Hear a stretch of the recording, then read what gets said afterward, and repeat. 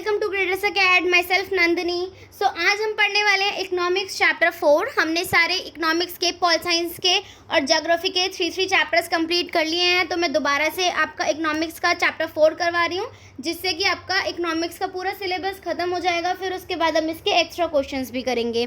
ठीक है गाइज, तो अभी हमारा चैप्टर 4 है globalization and Indian economy, chapter 4 of economics. तो हम इकोनॉमिक्स पढ़ रहे हैं और मुझे पता है भी आपका हिस्ट्री रह गया है, तो मैं हिस्ट्री भी कराऊंगी, बट हिस्ट्री सबसे मैं एंड में कराऊंगी।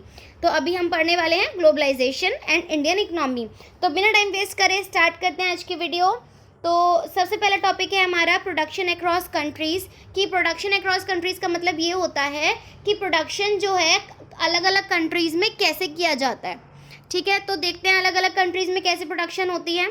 जब भी हम कोई प्रोडक्ट बनाते हैं, फिनिश गुड बनाते हैं, तो ज़रूरी नहीं होता उसके रॉ मटेरियल्स या फिर उसके जो उसमें टेक्नोलॉजी लगनी है, स्टफ़ जो है वो सारा एक कंट्री में प्रेजेंट हो। तो बहुत बारी ऐसा होता है रॉ मटेरियल, फूड स्टफ़ या फिनिश गुड्स वगैरह के लिए हमें इंपोर्ट एक्सपोर्ट करना पड़ता है और प्रोडक्शन अक्रॉस कंट्रीज़ करना पड़ता है। फॉर एग्जाम्पल आप ले लीजिए कि इंडियन जो है वो क्या एक्सपोर्ट करता है, रॉ मटेरियल और फूड स्टफ़, और इम्पोर्ट क्या करता है, फिनिश गुड। ठीक है, वो किस लिए? क्योंकि कभी कभी हमारे पास टेक्नोलॉजी की कमी होती है, कभी कभी हमारे पास लेबर की है, किसी भी चीज़ की कमी हो सकती है। तो उस वजह से हमें प्रोडक्शन करनी पड़ती है अक्रॉस द कंट्री, सबके साथ मिलके करनी पड़ती है। और वो कौन सी जो कंट्रीज़ होती हैं वो किसके बेसिस पे करती हैं? वो MNCs के बेसिस पे करती है। मतलब कंट्री का कोई गवर्नमेंट नहीं आती है, कंट्री अपनी MNCs सेटअप करती है। MNCs का क्या मतलब होता है? Multinational corporations. मल्टीनेशनल कॉरपोरेशंस क्या होता है, ये कुछ बच्चों को पता होगा, कुछ को नहीं पता होगा। तो मल्टीनेशनल कॉरपोरेशंस की एक बार डिफाइन देखिए। These are the companies that own or control production in more than one nation.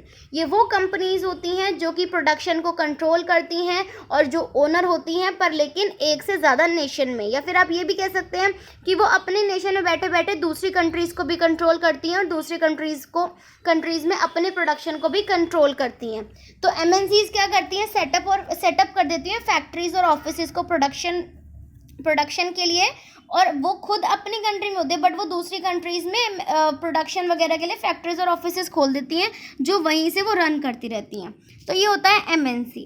उसके बाद अब बेनिफिट्स क्या क्या होते हैं, MNCs के क्या क्या बेनिफिट हैं। MNCs के बेनिफिट MNCs के लिए मतलब कि ये है कि MNCs को क्या क्या बेनिफिट होते हैं। तो देखिए, सबसे पहले तो चीप लेबर। हमारे इंडिया में क्या है, लेबर बहुत ज़्यादा है, मतलब फ्री लोग ज़्यादा हैं, अनएम्प्लॉयड हैं जो कि। तो उससे क्या होता है कि जो MNCs होती हैं उनको ये चीज़ बेनिफिट मिल जाती है कि उनको चीप लेबर मिल जाती है, क्योंकि लोगों के पास काम नहीं है तो वो क्या करेंगे, वो चीप सैलरी, चीप वेजेस पे भी काम करेंगे। तो इस चीज़ का फ़ायदा कौन उठाता है? MNCs उठाती हैं इस चीज़ का फ़ायदा, और वो चीप लेबर को हायर कर लेती हैं, जिससे कि उनको जो प्रोडक्शन की कॉस्ट है वो कम पड़ती है। फिर उसके बाद आप सेकंड पॉइंट देखेंगे, ग्रेटर प्रॉफिट्स। तो ये तो ऑब्वियस है कि लेबर वगैरह अगर उनको चीप मिल रही है, टेक्नोलॉजी उनके पास ऑलरेडी है, लेबर भी उनको चीप मिल रही है, तो फिर उनको प्रॉफिट्स भी काफ़ी ज़्यादा होते हैं। ठीक है, फिर उसके बाद है आपका क्रिएट एम्प्लॉयमेंट। थर्ड आपका एम्प्लॉयमेंट क्रिएट करती है MNC। कुछ हमारे लिए भी फ़ायदा है MNCs का। जितनी ज़्यादा कंपनी सेटअप होंगी उतनी ज़्यादा लोगों को काम मिलेगा, रोज़गार मिलेगा। तो उससे क्या होगा, अपॉर्चुनिटीज़ क्रिएट होंगी एम्प्लॉयमेंट के लिए।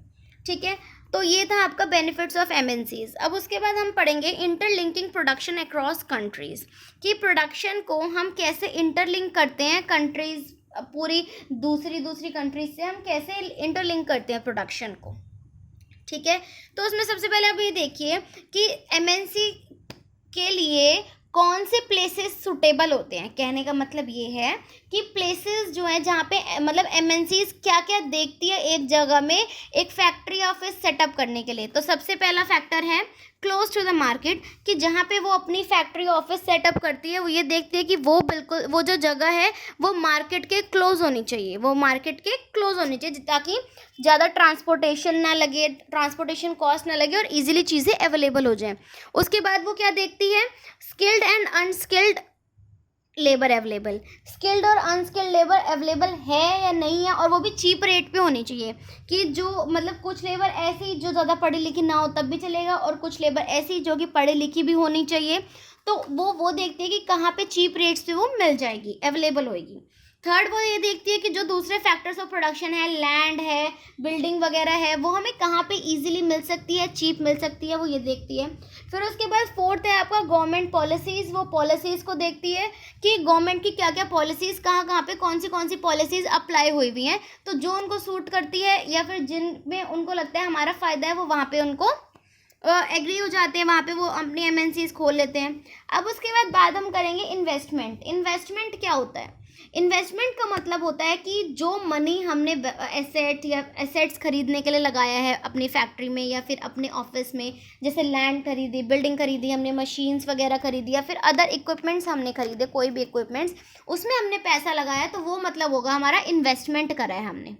ठीक है, तो इन्वेस्टमेंट क्या होता है अगर आप डिफाइन देखिए प्रॉपर, तो money that is spend to buy assets.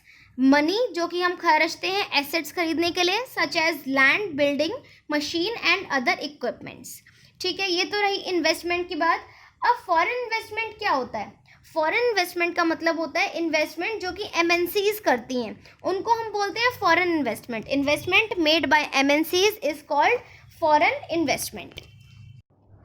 अब देखिए कि एमएनसीज को तो बेनिफिट है दूसरी कंट्रीज़ में कंपनीज खोल के या फिर अपनी फैक्ट्रीज वगैरह लगा के, बट अब हमारे को क्या बेनिफिट है एमएनसीज से? मतलब जो हमारे कंट्री की लोकल कंपनीज हैं उनको क्या बेनिफिट होगा एमएनसीज से?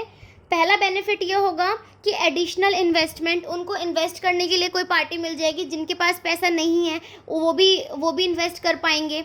ठीक है, दूसरा होगा लेटेस्ट टेक्नोलॉजी। अगर एमएनसी आएगी तो वो अपने साथ टेक्नोलॉजी लेकर आएगी। ये चीज़ें तो सबको पता है कि जो बाहर की कंट्रीज़ हैं उनके पास टेक्नोलॉजी काफ़ी अच्छी है, तो जब एमएनसीज आएंगी तो वो अपने साथ टेक्नोलॉजी लेकर आएंगी। ठीक है ना, तो ये थे हमारे बेनिफिट्स लोकल कंपनीज़ के, एमएनसीज मतलब कि लोकल कंपनीज़ के लिए बेनिफिट एमएनसी के। उसके बाद ये देखिए कुछ ऐसी चीज़ें हैं जो कि आपको पता होनी चाहिए, जैसे कि जो एमएनसी है, अब एमएनसी, अब ये देखिए एमएनसी कितनी पावरफुल होती जा रही है कि वो दूसरी कंट्री में जाके भी अपना पैर जमाती है। पैर जमाने का मतलब ये होता है कि कितना ज़्यादा वो स्ट्रांग होती जा रही है। एमएनसी जो है पूरे वर्ल्ड वाइड में बहुत तरीके से फैल गई है, मतलब वो इतना पैसा कमा लेते हैं दूसरी कंट्रीज से कि आप कंपेयर कर सकते हो कि एक डेवलपिंग कंट्री की गवर्नमेंट जो होती है ना, उतना बजट जितना होता है ना, उससे भी ज़्यादा उनके पास पैसा होता है जो वो कमा लेती हैं जो दूसरी कंट्रीज़ में रह के। तो आप ये देख सकते हैं कि MNC is wealthy enough which exceeds the entire budget of developing country government. ठीक है, तो आप इमेजिन करिए ये चीज़ कि कितनी पावर और इन्फ्लुएंस करती हैं एमएनसीज हमें।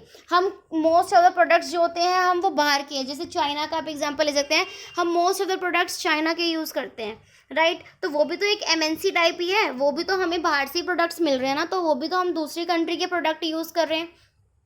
तो आप देखिए कितना इन्फ्लुएंस कर रखा है उन्होंने हमारी लाइफ को। तो एमएनसीज जो है ना, एमएनसीज कभी कभी क्या करती हैं, एमएनसीज कभी कभी ये करती हैं कि वो प्रोडक्ट जो है अपने ब्रांड नेम के अंडर बेचती हैं, जो कि उन्होंने दूसरी कंट्रीज़ में बनवाए हुए होते हैं। फॉर एग्जांपल आप अमेरिका का एग्जांपल दे रही हूँ मैं सिर्फ, it is just an example, कि अगर इंडिया में कोई प्रोडक्ट बना है वो अमेरिका तक चला गया, क्योंकि एमएनसी है अमेरिका की यहाँ पे हमारे पास, तो वो अमेरिका में चला गया, तो वो क्या करते हैं, प्रोडक्ट तो यहाँ का बना है पर लेकिन वो अपने ब्रांड नेम के अंडर बेचते हैं।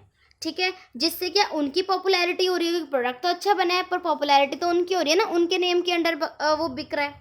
ठीक है, अब क्या होता है कि लोकल कंपनीज़ के साथ जब वो पार्टनरशिप कर लेती हैं, तो लोकल कंपनीज़ जैसे सप्लाईज़ के लिए यूज़ करती हैं या फिर क्लोज कंपटीशन वगैरह होता है। मतलब कहने का ये है कि एक तो वो ब्रांड नेम की तरह, मतलब अब उन्होंने प्रोडक्ट हमसे बनवा के ब्रांड नेम में बेचे अपने, तो वो और पावरफुल हो गई। अब दूसरा पॉइंट ये है कि एक पार्टनरशिप्स वो जब सेटअप कर लेती हैं, पार्टनरशिप दूसरी लोकल कंपनीज से या फिर लोकल कंपनीज को यूज़ करती हैं सप्लाईज वगैरह के लिए, और कंपटीशन करती हैं लोकल कंपनीज से, या फिर कुछ लोकल कंपनीज को तो वो खरीद ही लेती हैं। तो इससे क्या हो रहा है, एमएनसी दिन पे दिन और स्ट्रॉन्गर होती जा रही है। तो इस तरीके से जो प्रोडक्शन है हमारा वो बहुत ज़्यादा फैलता जा रहा है और वो इंटरलिंक्ड होता जा रहा है। ठीक है, तो इस पूरे उसका मतलब यही था कि जो हमारा प्रोडक्शन है वो अक्रॉस द कंट्रीज़ फैल रहा है, और जो बाकी कंट्रीज़ हैं जो एमएनसीज लगाती हैं वो डे बाय डे स्ट्रॉन्ग होती जा रही हैं। ठीक है, तो ये वाला आज का लेक्चर मैं यहीं पे ख़त्म करूँगी। ये थोड़ा सा मैंने पढ़ाया है, इसका एक वीडियो और डालूंगी, मतलब एक पार्ट और आएगा जिसमें आपका ये पूरा चैप्टर कवर हो जाएगा। क्योंकि आपने बहुत कुछ पढ़ लिया है, तो आप इसी को एक बार रिवाइज कर लेना। कोई भी डाउट हो आपको किसी भी बुक में से आप पढ़ सकते हैं, ज़रूरी नहीं है जिसमें मैं पढ़ा रही हूँ, जो मैं पढ़ा रही हूँ उसी में से पढ़ना है। आप एनसीईआरटी पढ़ सकते हैं, बेसिकली मैं एनसीईआरटी फॉलो करवाती हूँ। आप एनसीईआरटी पढ़ सकते हो, आप कोई सी भी बुक पढ़ सकते हो, यू लाइक वगैरह में से क्वेश्चंस कुछ भी देख सकते हो। और अगर कोई भी डाउट हो आप मुझसे कमेंट सेक्शन में कमेंट करके पूछ सकते हो। और इस वाले टॉपिक को पढ़ लेना जो मैंने आज पढ़ाया है। उसके बाद आपको नेक्स्ट जो लेक्चर में अपलोड करूँगी, इसका सेकंड पार्ट अपलोड करूँगी, तो वो आप तब देख लेना, आपका पूरा चैप्टर कवर हो जाएगा। ठीक है guys, so I am ending this lecture here. Hope you like it, and if you like it then please give it a thumbs up. Okay, bye bye, take care guys.